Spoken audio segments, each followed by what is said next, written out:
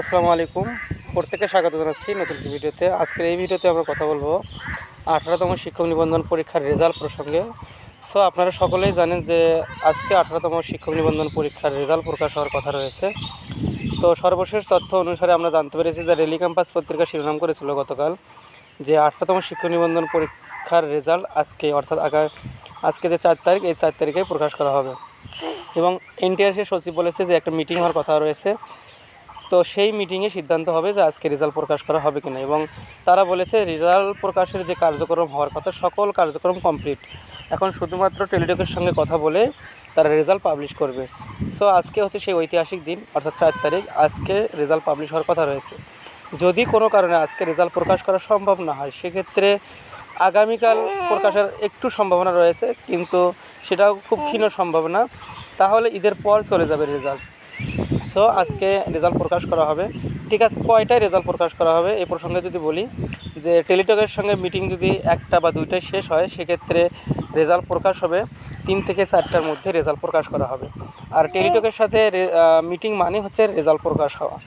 So এটি জিনিসটা মনে রাখবেন। তো আপনাদের এই জানার সকলের উদ্দেশ্যে এতটুকুই মেসেজ যে অবশ্যই রেজাল্ট আপনারা আজকে পেয়ে যাবেন। সব মিলিয়ে সন্ধ্যার মধ্যে আপনারা রেজাল্ট পেয়ে যাবেন।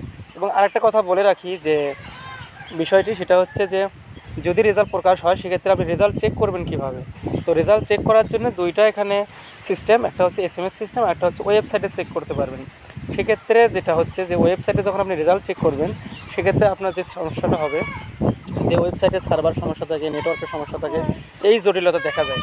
সেজন্য যে ওয়েবসাইটে রেজাল্ট চেক করার জন্য আপনাকে অবশ্যই একটু ওয়েট করতে হবে, বারবার ট্রাই করতে হবে রেজাল্ট চেক করার জন্য। আর SMS-এর জন্য যদি আপনি থাকেন সেক্ষেত্রে কয়েক ঘন্টা লেট হবে, অর্থাৎ আপনার রেজাল্ট যদি প্রকাশ হয় সন্ধ্যা সেক্ষেত্রে আপনি রাত 12টার পরে SMS পেতে পারেন অথবা আগামীকাল সকালে SMS পেয়ে যাবেন।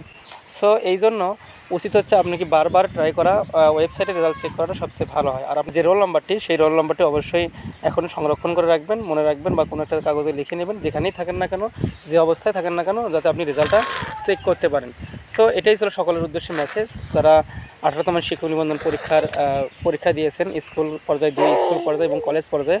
সকলের রেজাল্ট যেন আল্লাহ তাআলা ভালো করেন এবং সকলের জন্য পরীক্ষায় পাশ করেন এবং সকলের জন্য চাকরিটা হয়ে যায়, এই প্রত্যাশায় আজকের ভিডিওটি এখানেই শেষ করছি। আসসালামু আলাইকুম।